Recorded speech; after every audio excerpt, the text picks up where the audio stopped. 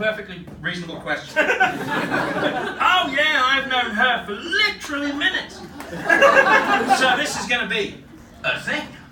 So, again, noise, welcoming noise, please, for the wonderful Phiona Stanley!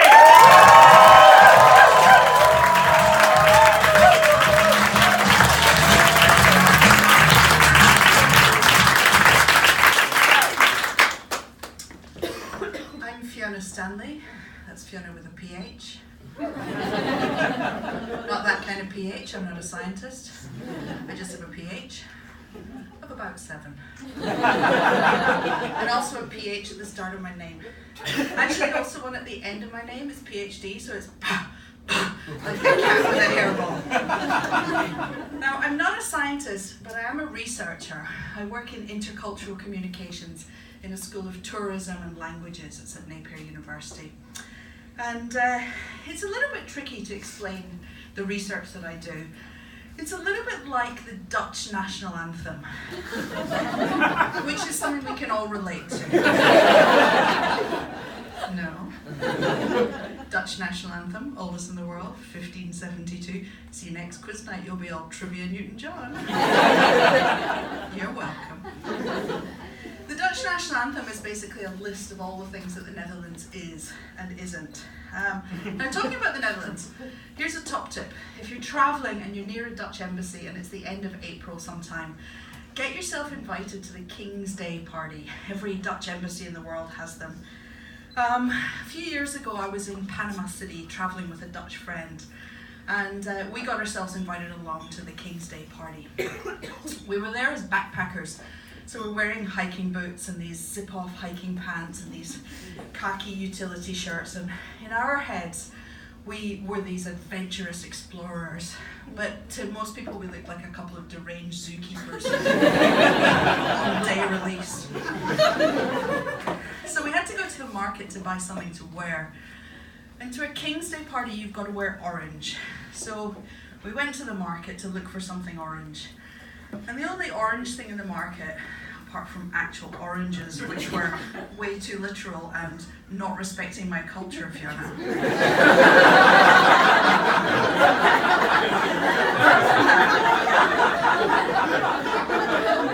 Apart from that, the only orange things were these high-vis shirts.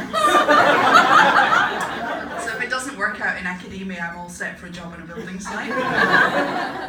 And these shirts had a broad white stripe across the front, and as it turned out, Finding Nemo across the back. So we turned up to the Dutch embassy party dressed as clownfish. That's the best line of the night. And it's all these grey men in grey suits. Only they're at a party, so they're wearing orange ties. And they're working for Dutch banks, or they're importing tulips or something. And the King's Day party's a big deal. So the French embassy have sent all these amazing cheeses, and the Germans have sent a massive cake. And on the dance floor, and this is somewhere where only a Scottish expression will really do the job, the Brazilian ambassador is gien it laldi. And I'm pretending to be Dutch. Goedenavond.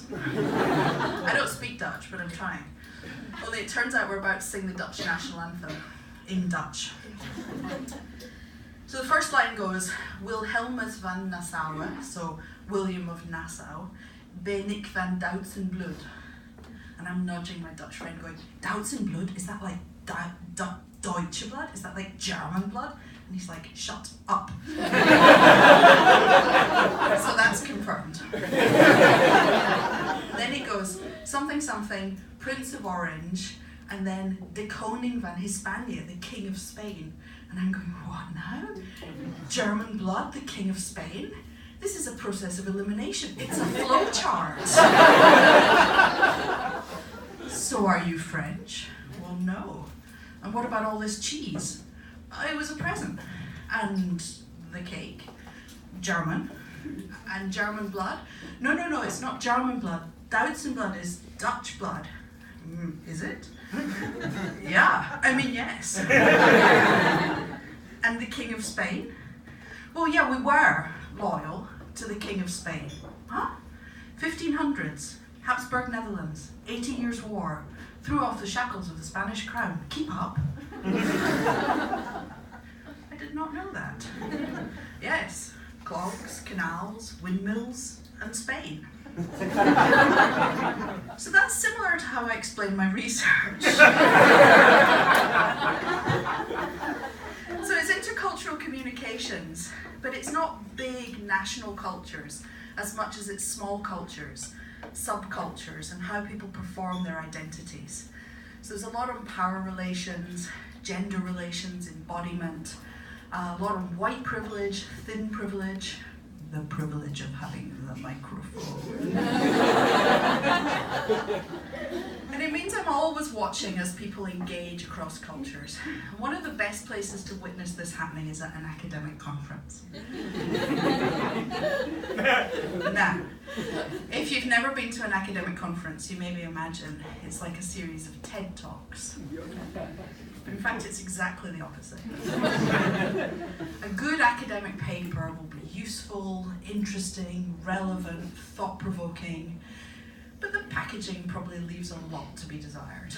It's like getting a really good gift wrapped in a Tesco bag for life. A TED Talk, on the other hand, it's like an organza ribbon around a beautiful box with hand-painted Japanese silk wrapping paper. Only what's inside is a steaming bag of shite.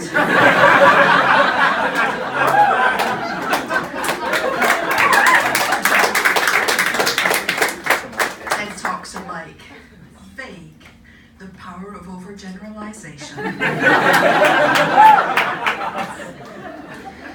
Academic conference, it's not like that at all. And at an academic conference, you get to see a whole range of different people, or a whole range of different nerds. So I went to an academic conference this year, and there was one woman who, in profile, looked exactly like a sock puppet. And she was trying to take part in conversations, but her timing was out. And so she kept trying to speak just after someone else had started speaking. And so she was like, bah, and bah, and bah. And I had to turn away because once I thought this, I couldn't unthink it. Because all I could hear was ba ba ba da ba ba ba ba. Then there's the overconfident guy, and he's got a swaggery walk. He's got this gangster walk. And it's like his belt is metaphorically tied around the tropic of his mid-arse. And he's a full professor, but he's down with the kids. Oh yeah. There's a guy who likes the sound of his own voice, and he's like the questions machine gun. So he's like, he asks a question, only it starts, given the social constructivism of positive reality and the relational and relative nature of the self. So it's not a question at all. He just wants to hear his own voice, but his paper wasn't accepted for the conference. In stark contrast, there's the question sniper. She sits and waits on a rooftop, sharpshooter. But she's read all the French post-structuralists, Derrida, Deleuze, Foucault, Eric Cantona. And she waits and she fires. And that's it, you've got to rethink your whole fucking argument. Then there are these ditzy women who've got pens in their hair and scarves on every plane of their bodies. And there's this one woman who spills coffee over herself, and as she goes to ask a question, inhales the top of her pen and starts coughing uncontrollably. Actually, that was me. But it's okay, because academia as a small culture is very welcoming, it's very accommodating. You can fuck up the lyrics to the Dutch national anthem. You can arrive at a party dressed as an aquarium fish. You can cite all the French post-structuralists you like. You can inhale whatever part of your pencil case tickles your fancy. You can even be Phiona with a PH, which is what I am. Thank you.